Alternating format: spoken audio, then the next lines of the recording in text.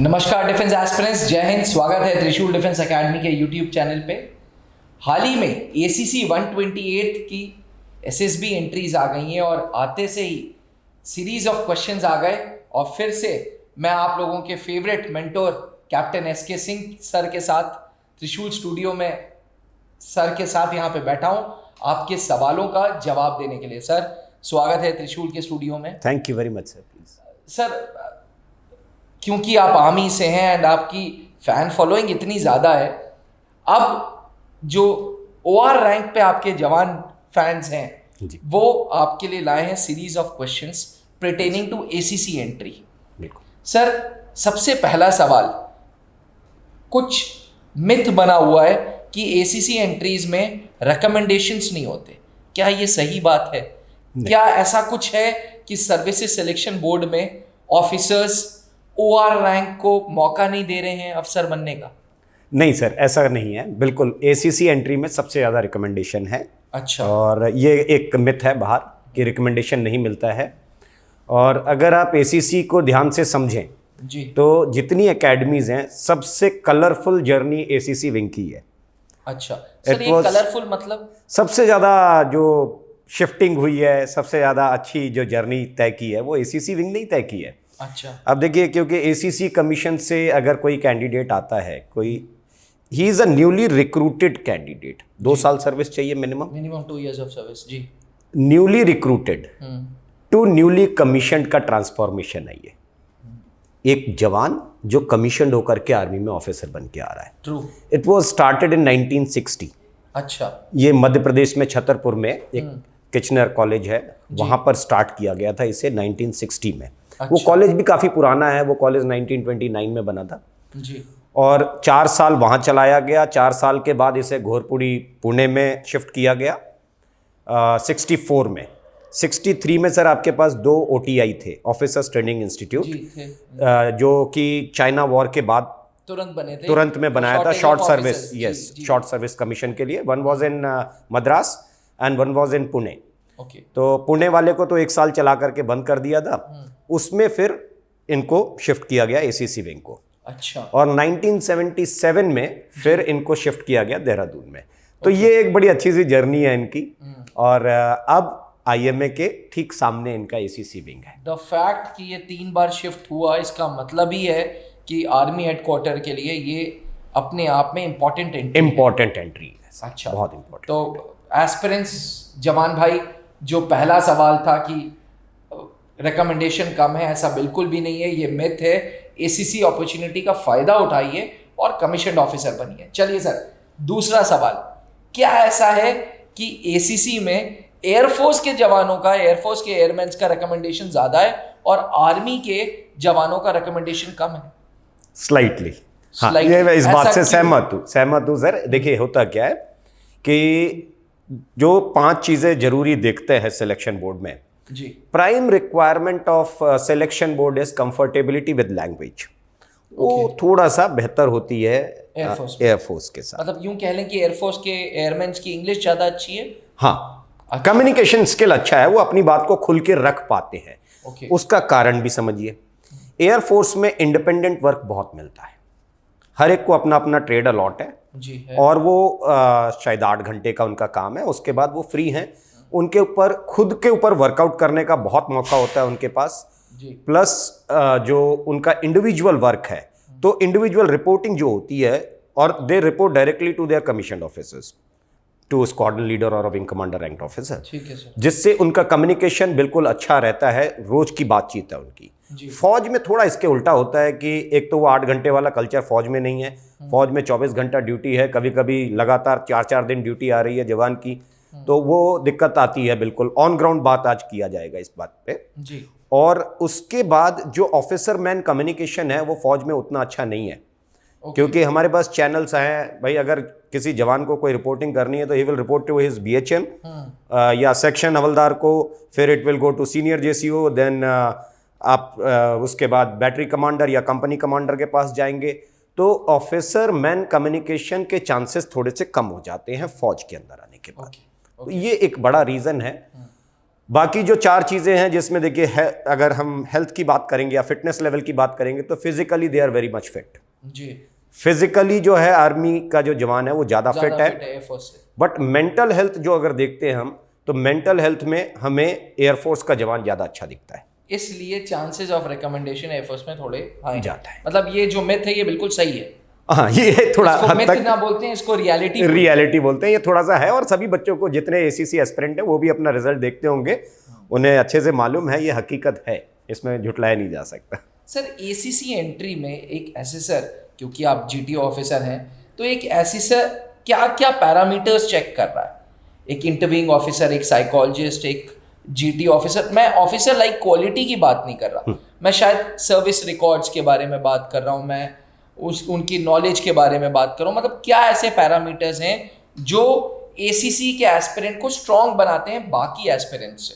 पहला सर उसका जो प्रोफेशनल नॉलेज है, अच्छा, जो उसने अभी तक जो 2 साल सर्विस 3 साल सर्विस करके आ रहे हैं जी। अगर आपने अपना पुराना काम ढंग से नहीं किया है, आपका सपोज कोई आर्मी से आ रहा है और उसका ट्रेड वर्क ठीक नहीं है जी, तो वो आगे चांसेस उसके बहुत अच्छे नहीं बनते हैं। अच्छा, ये ट्रेड वर्क हर किसी को, जो काम आप 2-3 साल कर रहे हो वो उसको अच्छे से सीखिए, बहुत हेल्प करता है ये आपका आगे जाने के लिए। बाकी तो देखिए पैरामीटर्स लगभग सेम हैं, सवाल वही होते हैं, लेकिन उसके बीच में जब 1-2 सवाल आपके प्रोफेशनल नॉलेज से पूछे जाते हैं तो वहाँ पर अच्छा होना चाहिए, एटलीस्ट आप ये काम करके आ रहे हो। प्रोफेशनल नॉलेज बहुत बड़ा इंपॉर्टेंट। अभिनव सर, ये देखो दुनिया का बिल्कुल सत्य एक वचन है कि जब तक किसी व्यक्ति ने अपनी पुरानी जवाबदारियों को ढंग से नहीं निभाया है उसको कोई भी नई जवाबदारी नहीं देगा। तो ये इनको देखना पड़ेगा। एक सर एसीसी जवान की एसएसबी अगस्त से है जी। अब जो अदर रैंक्स हमें सुन रहे हैं, मुझे आपको इस वीडियो को देख रहे हैं, वो किन पैरामीटर्स पे मेहनत करें, कैसे तैयारी करें कि उनका जो कमीशन ऑफिसर बनने का सपना है वो सच हो? It is they must work out on their communication skill. अच्छा, इट्स नॉट अबाउट इंग्लिश और Hindi sir, it's all about like how much comfortable you are when you speak. अपनी बात को खुल करके कितना आप सामने रख सकते हैं, झिझक तो नहीं है मन में कोई बात रखने के लिए, वो पहला चीज़ आपको दिमाग में रखना है। दूसरी चीज़, आप अपने आईक्यू लेवल पर बहुत वर्कआउट करें, OIR रेटिंग आपकी अच्छी होनी चाहिए। तीसरा, लाइवलीनेस बहुत अच्छी होनी चाहिए। एसीसी एंट्री का अगर लाइवलीनेस नहीं है बिल्कुल तो उसको चांसेस वहीं खत्म हो जाते हैं। वो तो सभी एंट्रीज में है बट एसीसी के लिए थोड़ा हायर है। अच्छा सर, ये लाइवलीनेस को थोड़ा सा और एक्सप्लेन करेंगे? लाइवलीनेस का मतलब देखिए सर, जिंदा दिल होना चाहिए इंसान को, खुश मिजाज होना चाहिए और अपने फेलियर से डरना नहीं चाहिए इंसान को। अगर आपसे कोई गड़बड़ हो रही है तो कितना जल्दी और कितने अच्छे ढंग से आप बाउंस बैक करते हैं, वो भी लाइवलीनेस का एक पार्ट है। तो ये एटीट्यूड उस यंग सोल्जर का दिखना चाहिए उसके अंदर। Without stress, without carrying any kind of stress वो काम कर सकते हैं, ये बहुत मायने रखता है। ये सर आप क्या स्पेशल ला रहे हो एसीसी जवानों के लिए? बिकॉज आपने हाल ही में एक अनाउंसमेंट किया है विद इन द ऑर्गेनाइजेशन कि यार अभिनव, हम लोग एसीसी एंट्रीज के लिए अलग एसएसबी का बैच बना रहे हैं, तो क्या what is so special in that? Sir बहुत सारे बच्चे आ भी गए हैं अभी तो, ठीक है, क्लासेस स्टार्ट भी हो गई है आपका, तो काफ़ी एसीसी स्टूडेंट्स हैं इसमें।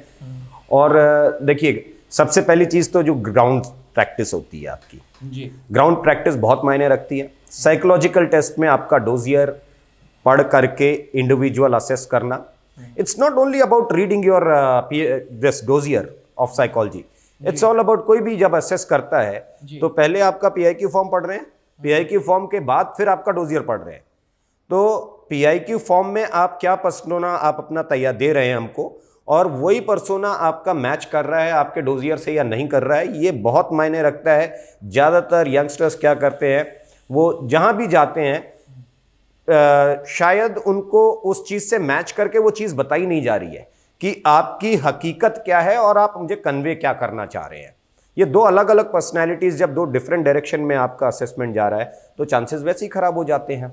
जिसकी पूरी एक तैयारी की है इस बार हमने कि हर इंडिविजुअल को एक अच्छा इंडिविजुअल फीडबैक जी, ग्राउंड प्रैक्टिस अच्छी चाहिए इनको जी, वो इनको बताना, ग्रुप बिहेवियर है ना, ग्रुप बिहेवियर इनका हमेशा अच्छा होना चाहिए, आपका सोशल एडजस्टमेंट अच्छा होना चाहिए। क्योंकि एसीसी एंट्री में होता क्या है, ये एंग्जाइटी में काम करते हैं, इनके अंदर एक उत्सुकता होती है बट वो डर की वजह से होती है। वो उत्सुकता इनके मतलब लक्षण की वजह से नहीं है, वो एट्रीब्यूटेड नहीं है इनके अंदर। अच्छा, ये डर होता है इनके मन में कि यार यहाँ से मेरे को सिलेक्शन, मेरी लाइफ बदलने वाली है जी। तो ये इनका सोशल एडजस्टमेंट खराब हो जाता है, ये हर काम खुद करना चाहते हैं। ओके, तो उससे बाहर रखना है अपना सोशल एडजस्टमेंट और इफेक्टिवनेस। बहुत सारे लोग क्या होते हैं, एडजस्ट बहुत अच्छा करते हैं बट इफेक्टिव नहीं रह जाते ग्रुप में, कि अपनी बात खुल के रख ही नहीं पा रहे हैं, वो बस दूसरों की बात सुने जा रहे हैं। तो वो दोनों चीजों को बैलेंस इन करना सारी चीजों के लिए 14 दिन काफी हैं मॉड्यूल जो आपने अभी हाल डिजाइन फिलहाल तो सर देखिए इनके पास जो टाइम है जी वो कम है, इस वजह से थोड़ा सा जो हमने 14 दिन का मतलब है इसका जो आवर ऑफ प्रैक्टिस है, जी, वो प्रैक्टिस आवर्स को हमने बढ़ाया है यहाँ पर। अच्छा, तो मतलब क्लास का ड्यूरेशन लंबा रहेगा, दिन उतने ही रहेंगे, बिकॉज आपने मेरे को याद है बोला था कि यार छुट्टी का प्रॉब्लम होती है। सर छुट्टी की प्रॉब्लम आएगी एसीसी में। बहुत सारे ऐसे बच्चे हैं मुझे जब फ़ोन करते हैं, कोई हाई एल्टीट्यूड में बैठा है, कोई और कहीं ऑपरेशनल इलाके में बैठा है, छुट्टी नहीं मिल पा रही है उनको, है ना। तो अगर वो वहाँ से छुट्टी लेकर के आ रहे हैं 14 दिन के लिए जी। तो मैक्सिमम उनको अपना जो है तैयारी में समय देना चाहिए, और इसीलिए हमने इस काम को इसलिए रखा है। दोनों एंट्रीज जो अभी हाल में एंट्रीज आने वाली हैं, एसीसी है, आर्मी टीएस है, नेवी बीटेक है, इनके आर्स को हमने, क्योंकि अभी तो इनके पास डेट आ जाएगी, अब इसके बाद इनके पास टाइम है नहीं, तो उसी वर्किंग आर्स को या प्रैक्टिस आर्स को हम बढ़ाएंगे। सर वन लास्ट क्वेश्चन, क्या हाई एल्टीट्यूड में जो बंदा बैठा है क्या वो आपसे थ्रू ऑनलाइन मोड ये कोचिंग ले सकता है? बिल्कुल ले सकता है सर, बिल्कुल ले सकता है। ऑनलाइन क्लासेस हैं। So this classes would be online and offline both. बहुत बढ़िया। तो आई होप OR रैंक्स आपका ये सारे के सारे सीरीज ऑफ क्वेश्चंस हमने इस सीरीज में आंसर कर दिया, इस ACC स्पेशल एपिसोड में आंसर कर दिया। अगर फिर भी कोई सवाल है तो नीचे डिस्क्रिप्शन बॉक्स में सर का भी नंबर दिया हुआ है, आप डायरेक्टली सर को व्हाट्सएप कर सकते हैं या आप मुझे व्हाट्सएप करके ये सारे क्वेश्चंस पूछ सकते हैं। आज के लिए इतना ही, बने रहिएगा त्रिशूल के साथ।